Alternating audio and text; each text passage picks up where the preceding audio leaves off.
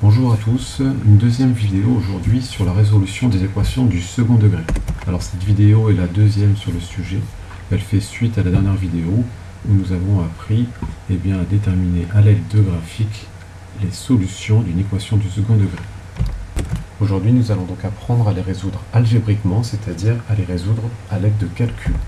Tout d'abord un petit rappel rapide sur les deux étapes préliminaires au calcul des solutions. La première étape, c'est identifier les coefficients A, B et C de l'équation du second degré afin de calculer ce qu'on appelle le discriminant. C'est l'étape 2. Il est symbolisé par la lettre delta. Delta se calcule avec l'aide de cette formule, B au carré moins 4AC. Il suffit de remplacer les lettres par les valeurs. À partir de là, nous avons vu qu'il y avait trois cas possibles.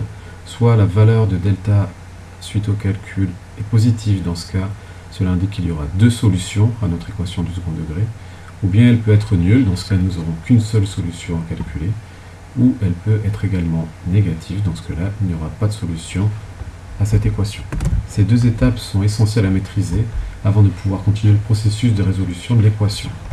Passons maintenant à l'étape numéro 3, c'est-à-dire le calcul des solutions de l'équation.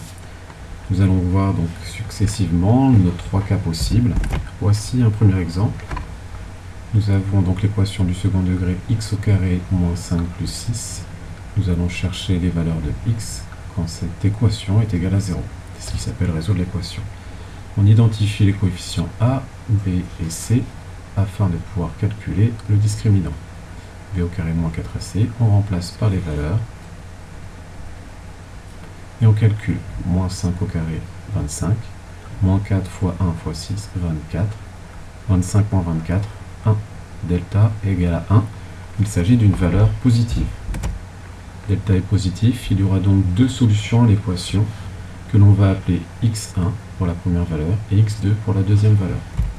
Je rappelle que les solutions peuvent être déterminées rapidement à l'aide du graphique en traçant cette fonction x au carré moins 5x plus 6 et en trouvant lorsqu'elle est égale à 0, c'est-à-dire lorsque la parabole croise l'axe des abscisses. Elle croise en deux points qui représentent nos deux solutions.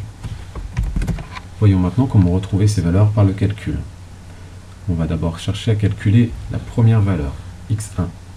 Voici la formule. Moins b, moins racine carrée de delta, delta est le discriminant, divisé par deux fois la valeur de a. Même procédé, on remplace les lettres par les valeurs. Je remplace b par moins 5, donc je mets moins 5 entre parenthèses, mais je laisse le signe négatif qui correspond à la valeur de b. Moins racine carrée de 1, je vais remplacer delta par la valeur 1, divisé par deux fois la valeur de a, c'est-à-dire deux fois le coefficient a. Et je calcule. Racine carrée de 1, 1, 2 fois 1, 2, 5 moins 1, 4, 4 divisé par 2, 2. La première solution à l'équation est donc la valeur 2. Le calcul de la deuxième solution est similaire. La formule également, il faut simplement faire attention au signe ici qui devient positif. Je remplace les lettres par les valeurs b moins 5 plus racine carrée de 1 divisé par 2 fois 1. Cette fois-ci, 5 plus 1 égale 6 et 6 divisé par 2 égale 3. On retrouve notre deuxième solution de notre équation. Ainsi, dans notre équation de départ, si je remplace x par la valeur 2 ou 3, je trouverai 0. Nous allons voir un deuxième exemple. L'équation x carré moins 4x plus 4, nous allons chercher les valeurs de x lorsque cette équation est égale à 0. Première étape, identifier les coefficients. Deuxième étape, calculer le discriminant. Nous trouvons ici que le discriminant est une valeur égale à 0. Lorsque delta est nul, nous allons avoir qu'une seule solution à notre équation. Graphiquement, cela sera représenté par une parabole qui touchera l'axe des abscisses en un point unique, qui représentera notre solution que nous allons appeler x0. Pour calculer cette valeur, nous allons appliquer cette formule, moins b divisé par 2a, je remplace les lettres par les valeurs, moins 4 divisé par 2 fois 1, moins 4, 4, et 4 divisé par 2, 2. 2 est donc la solution de cette équation.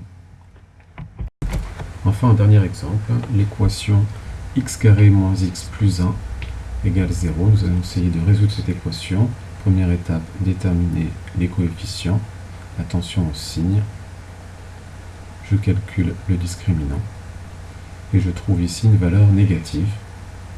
Delta est donc une valeur négative. Il n'y aura pas de solution à notre équation. Graphiquement, cela indique bien qu'on a une parabole qui ne croise jamais l'axe des abscisses. Cette méthode de résolution par le calcul demande un peu d'entraînement. Je vous rappelle que vous pouvez vérifier les solutions de vos équations graphiquement, très simplement, en traçant la courbe à l'aide de votre calculatrice ou bien de GeoGebra.